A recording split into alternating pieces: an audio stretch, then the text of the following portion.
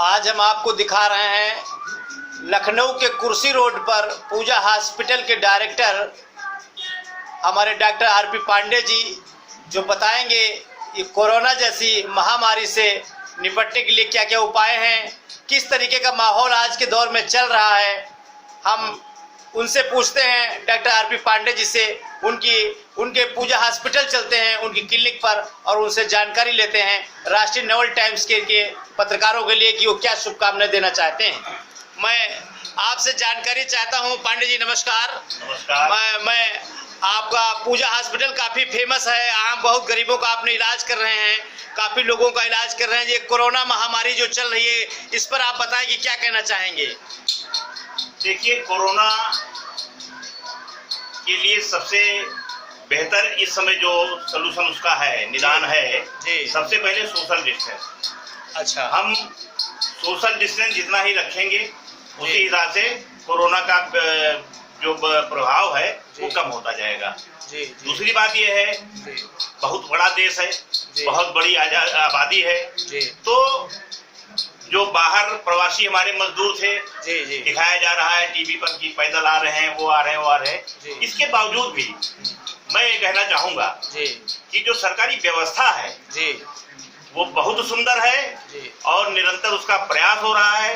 खासकर हमारी उत्तर प्रदेश की सरकार जिस तरीके से व्यवस्था कर रही लोगों को लाने का, बाहर क्वारंटाइन कराने का, उसके बाद घर जाने का, वो सराहनीय है। उत्तर प्रदेश के मुख्यमंत्री श्री आदित्यनाथ जी जिस तरीके से अपने पिता की मृत्यु हो जाने पर उनकी अंत्येष्टि तक में नहीं गए और उत्तर प्रदेश की जनता का ध्यान रखने के लिए प्रदेश में ही डटे रहे, इस पर आप क्या कहना चाहेंगे। क्या मुख्यमंत्री जी वाकई जनता की सेवा कर रहे हैं? इसमें उनकी प्रशंसा में जो भी शब्द कहा जाए वो कम है जी। पहली बार ऐसा देखा गया है कि एक मुख्यमंत्री पिता की अर्थी को कंधा देने नहीं पहुंच पाता है, अंतिम दर्शन भी करने नहीं पहुंच पाता है। सिर्फ उसके सामने एक लक्ष्य है, इस महामारी से निरंतर लड़ना। अब ऐसा बहुत पहले जब इंदिरा गांधी की हत्या हुई थी और राजीव गांधी तक उस समय बाहर थे, वो लौट के आए, तो एक तरफ माँ की अर्थी और दूसरी तरफ देश का भार उनको सौंपा गया। ठीक वो घटना याद आ गई जब माननीय योगी जी के पिताजी की मृत्यु हुई और वो उनका जो भाव भरा संदेश था उसको देखकर हर आदमी की आंखें नम हुई और इसके लिए भूरी भूरी प्रशंसा के पात्र हैं योगी जी। आप देख रहे हैं कि उत्तर प्रदेश के मुख्यमंत्री की तारीफ हर प्रदेश के मुख्यमंत्री कर रहे हैं क्योंकि वो अपने उत्तर प्रदेश के निवासी प्रवासी मजदूरों को बाहर से लाने का काम कर रहे हैं, उनके लिए बसें चलवा रहे हैं। क्या ये सही है? हाँ, ये सच है और 100% सच है। ये जरूर है कि कोई छूट गया, कोई रह गया, कोई रास्ते में पैदल चल रहा है तो एक एक आदमी को तो बुलाई इकट्ठा किया नहीं जा सकता है। केंद्र बनाए जाते हैं कि फला जगह पहुंचे, रजिस्ट्रेशन करावें और उनको लाया जाएगा। तो इस तरीके से व्यवस्था हो रही है। इसमें मैं एक सुधार करना चाहूंगा कि जो मजदूर जहाँ का है वहाँ के जो स्थानीय विधायक और सांसद हैं उन लोगों को भी चाहिए कि उनकी पूरी व्यवस्था करें, उनको क्वारंटाइन करावें, 14 दिन देखने का उनकी जांच करा करके तब उनको घर जाने दें। ऐसी भी सूचनाएं आई हैं कुछ संज्ञान में हमारे भी कि लोग रजिस्टर पे नाम दर्ज कर लिए हैं और कहते हैं जाओ घर पे रहो। ये एक देश के साथ घातक विश्वासघात है, इसको नहीं करना चाहिए। और अगर ऐसा कोई करता है तो वो पुनर्विचार करे और ढंग से, जैसा कि हमारी सरकार माननीय योगी जी, माननीय मोदी जी, उनकी जो इच्छा है कि हाँ एक व्यक्ति को जांच करके ही उनका घर जाने दिया जाए, तो उसमें पूरा सहयोग करें। उत्तर प्रदेश के मुख्यमंत्री जिस तरीके से गरीबों को राशन वितरण निःशुल्क कर रहे हैं, क्या इस पर कहना चाहेंगे आप? हाँ, राशन निःशुल्क वितरण कर रहे हैं और ढंग से हो रहा है, लेकिन वही बात है कि जिम्मेदारी जो उसके क्रियान्वयन करने वाले हैं उनको भी अपनी जिम्मेदारी देखनी होगी, संभालनी होगी। तमाम ऐसे भी रह जाते हैं जो छूट जाते हैं, उनका अलग से मान लिया कार्ड नहीं है, तो उनको भी कोई व्यवस्था इस तरीके से की जाए कि वो भी पावें। इन गरीबों को राशन पानी निःशुल्क मिल रहा है और जो डिस्टेंसिंग की लाइन बहुत लंबी लंबी लगी हुई है। और आपको ये भी आपसे जानना चाहूँगा कि जो शराबबंदी खोल दी गई है और उसके ऊपर से ये गुटखा बंदी भी खोल दी गई है, ये क्या कहाँ हद तक सही है? ये भाई मैं तो इस पक्ष में नहीं।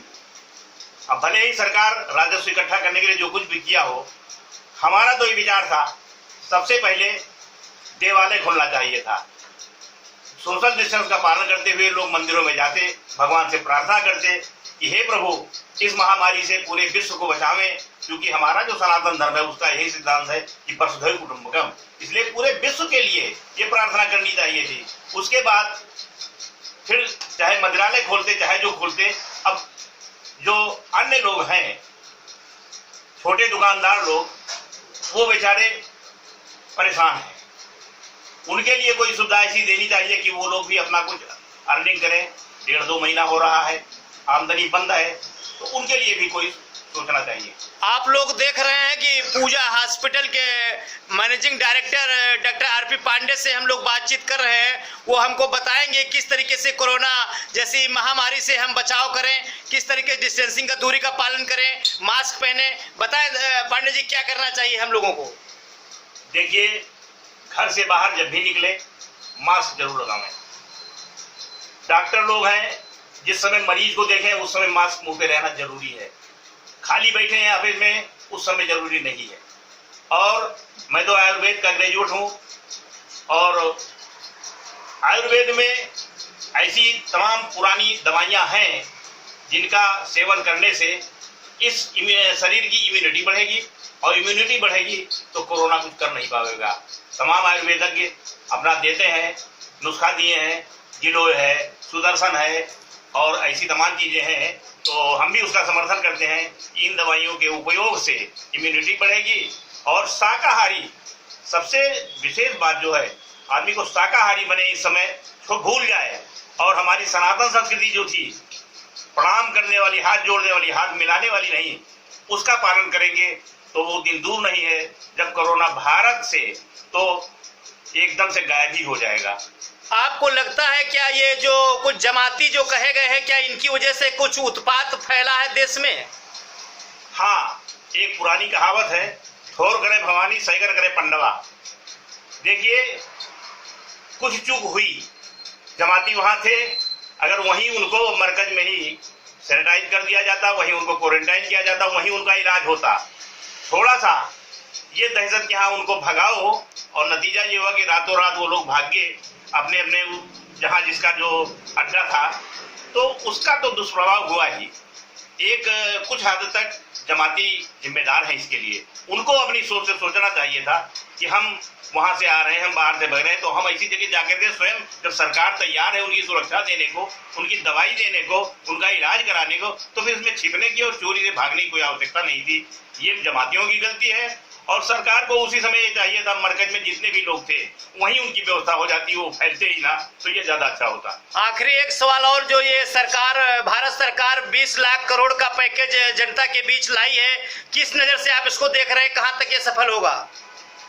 देखिए, इसमें बड़े बड़े पूंजीपतियों को तो काफी राहत मिलेगी ही, मध्यम वर्ग अभी उतना वो नहीं हो पाएगा। मध्यम वर्ग के लिए कोई विशेष और थोड़ा योजना सोचनी चाहिए थी, और ताकि उनका डेवलप हो सके, वो लोग अपना कार्य शुरू कर सकें, उनके लिए विशेष ध्यान देना चाहिए था।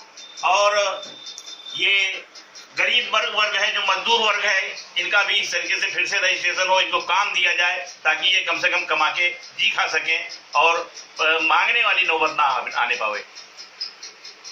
ये गरीबों के लिए हमारे जैसे कि पूजा हॉस्पिटल के डायरेक्टर श्री आरपी पांडे ने बताया कि जो मध्यम वर्ग है इनके लिए योजनाएं होनी चाहिए। गरीब आदमी की तो पिकनिक बन रही है, उसको तो सरकार द्वारा 20,000, 25,000, 30,000 महीने में मिल रहा है, लेकिन गरीब परिवारों की रीढ़ की हड्डी टूट गई है, उनके खाले के निवाले पड़ रहे हैं। आप देख रहे हैं RNT न्यूज ब्यूरो से, RNT न्यूज ब्यूरो लखनऊ से।